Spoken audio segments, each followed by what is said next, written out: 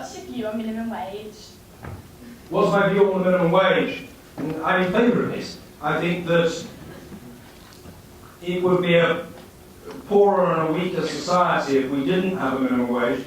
And I'll also be absolutely honest with you, you may not like this, but I'm being candid with you. I changed my mind about minimum wage about 10 years ago. When I first came into Parliament, you will understand then the Labour government was committed to introducing a minimum wage. I was a Conservative MP, we were against it. We thought it was going to lead to a great increase in unemployment and so on. And I was actually on the minimum wage bill committee, and I spent hours opposing it. And I later realised, after reflection and seeing how it worked in practice, it didn't cause a great increase in unemployment. It was introduced at a reasonable level, but it made a really big difference to people at the bottom of the pile.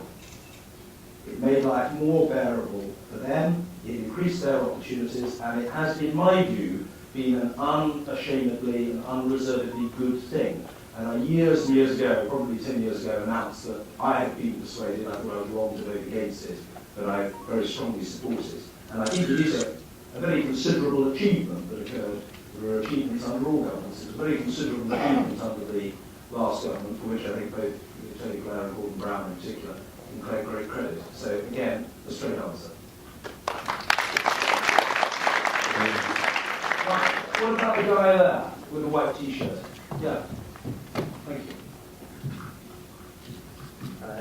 Mr. Speaker, you raised an interesting point with citizenship, which is something we speak a lot about in our borough. And I wanted to ask you, what do you think about the compulsory introduction of citizenship and PSHE lessons right up to GCSE level? Yes, whether they should be compulsory up to 16, is a debatable point. And I don't have a definitive view about that, but do I think that it is fundamentally a good thing to have citizenship education? I do. One can argue the toss about what the makeup of the curriculum should be, what it should cover, and so on. But I basically start from the vantage point that in the United States, whatever the criticisms of American education and other aspects of American life, most American high school kids have got a basic understanding of what the American Constitution means and the main features of the political system, and I'm not convinced that that's true here. Just so that you're clear, I'm not making a criticism of young people as such, more a criticism of successive governments. I often meet very distinguished people in their fields, business people, professional people and so on, who still confuse government and parliament. I sometimes get letters from people saying, given your senior position, Mr. Bercow, in the government, will you please ensure X or Y, Z? The Speaker is not a member of the government, absolutely not, but people often don't understand that, and I just feel that even if people don't want to do A-level politics, and they might not want to, I think young people should get basic education in sex and relationships. I think that's important, most of us would probably agree with that. I think it's important that young people should get basic advice on finances and bank accounts and things like that, and I think it's important that young people should get basic nuggets of information about the way the political system works. And am I fundamentally proud of the fact that we're a democracy? For all our flaws and warts and all, I am. I think that we've got quite a lot to be proud of in this country. At least in this country, you can express your view pretty much without fear or favour. You will not be arrested, imprisoned, tortured, raped or killed. I welcomed Aung San Suu Kyi to the British Parliament a few weeks ago, which was one of the proudest moments of my professional life. She's one of my heroines. She's been fighting, not with violence, not with force, but fighting politically, freedom, peace, democracy in Burma for 2 decades, where if you say what you think and the government doesn't approve, you're in danger of losing your life. Thank goodness that isn't the case here.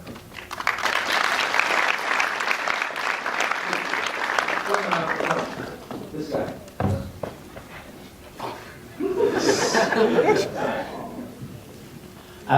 In Cornwall the other day we actually met up with Robert Rogers, your clerk at the House of Commons and the Chief Executive, yes. And we spoke to him. He's a great man, he looks a bit like George V. His beard is absolutely fantastic, I'm rather jealous myself. But we spoke about how actually we now have a Transport Youth Select Committee, which is absolutely fantastic.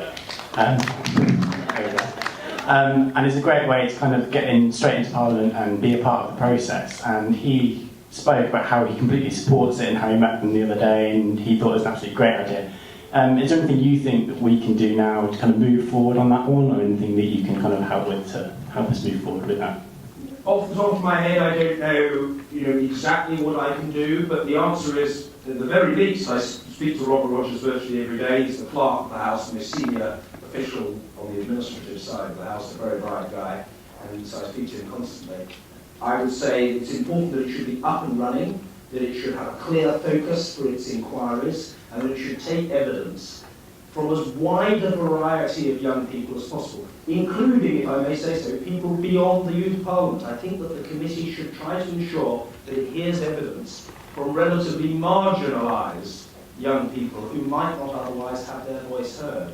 And I think that it should be able not just to receive evidence in person, it should be able to receive evidence electronically, and there would be merit, if it can be afforded, in the committee being able to go out to communities that aren't going to come to Parliament or that aren't technology friendly to hear their voices. So those are my instincts. And if you want to contact me at Parliament in a few weeks' time and remind me and say, well, how are you getting on? I'm very happy to be challenged. Because in a democracy, all decision makers and people who hold public office should be open to scrutiny.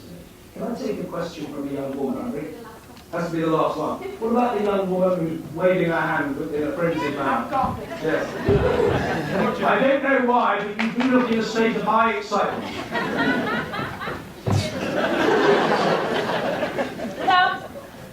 My name is Catherine, and my question is that educational pressure was one of the main things that a lot of young people, nearly 5,000 of them, believed was causing them a lot of stress. What do you think needs to be and can be done to ensure that educational pressure does not spiral out of control, that a lot of young people do not feel pressured by education? I think that schools internally need to develop good support services, frankly. Because if you're at university, you have not just lecturers, but you will have an academic advisor, you have people that you can go and see for pastoral advice and so on. And I think that although schools are cash-strapped, schools have got to recognise that people attending them are almost inevitably at some of the most stressful times of their lives. So alongside the academic, I think schools have got to develop their pastoral services and recognise that there are particular pressure points. And I think there's probably some training needed of all the adult children and young people's workforce so that they can see what the warning signs are. There are real risks that young people can get incredibly stressed and might self-harm or worse.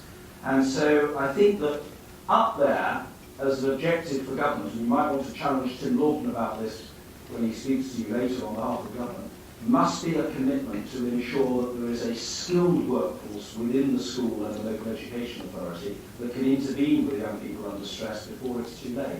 And preferably the school should phase work programmes in such a way as to minimise stress. And perhaps more careful thought needs to be given to that. May I, with nationalist indulgence, may I take one more? One last question. One more.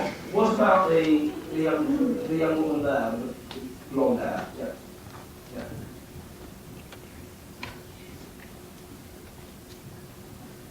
You've just mentioned self-harm being on the rise at the moment, and I was wondering how important you deem the emotional health of young people, and what do you think counselling should be introduced within schools and outside of schools for them?